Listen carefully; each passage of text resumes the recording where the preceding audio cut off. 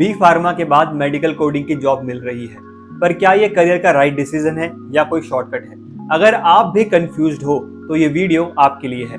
Mostly students problem face करते हैं, जैसे इंडस्ट्री में जॉब नहीं मिल रही, इसलिए कोई भी जॉब मिल जाए वही चलेगी, ये उनका माइंडसेट बन जाता है। कोडिंग इंस्टीट्यूट्स प्रॉमिस करते हैं 25,000 सैलरी विद इन 2 months या 33,000 आफ्टर 1 year, तो समझ ही नहीं आ रहा होता क्या ये करियर का राइट डिसीजन रहेगा या कोई टाइम पास बन जाएगा।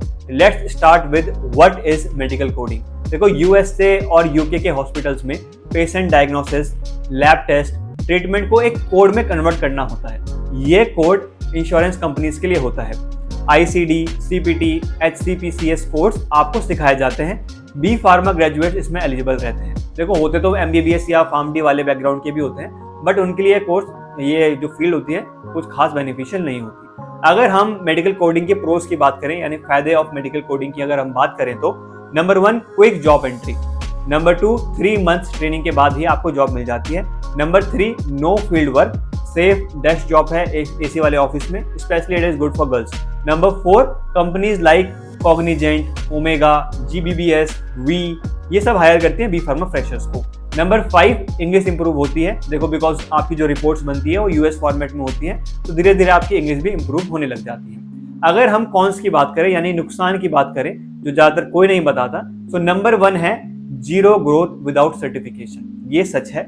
सीपीसी, एएपीसी यूएस से आपको क्लियर नहीं किया अगर आपने, तो 2 साल तक आप वही 18 से 25,000 की सैलरी पे पड़े रहोगे।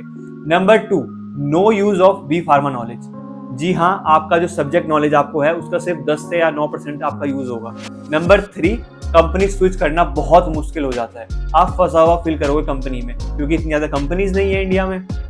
एक बार कोडिंग ज्वाइन किया तो वापस इंडस्ट्री में, फार्मास्यूटिकल इंडस्ट्री में, क्यूए क्यूसी रेगुलेटरी में आप एज अ फ्रेशर ही ज्वाइन कर पाओगे। अगर आपको सपोज 10 साल का एक्सपीरियंस हो गया आपको मेडिकल कोडिंग में और सडनली आपकी जॉब चले गई, तो आप फार्मास्यूटिकल इंडस्ट्री में एज अ फ्रेशर ही स्टार्ट करोगे फिर से। नंबर 4 जॉब सेटिस्फैक्शन कम रहती है, रिपीटेटिव वर्क रहता है, सेम कोड डेली रहता है, पेशेंट के साथ कोई कनेक्शन नहीं रहता और आपको प्रोडक्ट नॉलेज भी नहीं होती। देखो, रियलिटी चेक की बात कर लेते हैं। मेरी तरफ से आपको यस रहेगा if you are good in English and ready to work in same company for long period of years, you want a safe desk job, and especially for girls who want city life plus security, and you are ready to do coding long term, plus you are ready to clear CPC exam.